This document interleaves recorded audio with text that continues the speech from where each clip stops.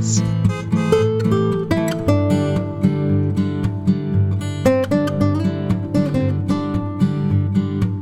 Saint-Roch-des-Aulnaies is a beautiful and historic municipality located along the St. Lawrence River.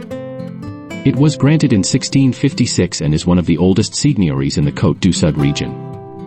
Originally known as Grande-Anse, it became Les Aulnaies soon after, a name that lives on in the parish's history.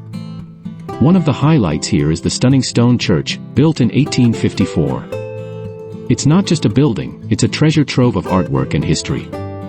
Just a short walk away, you'll find the small procession chapel from 1792, showcasing traditional French-inspired architecture.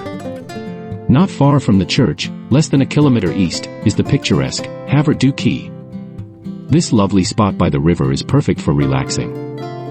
It has picnic tables, a lookout point, and a unique stone orientation table. This table is a flat reproduction of the panorama, helping visitors learn about the landscape and all its features.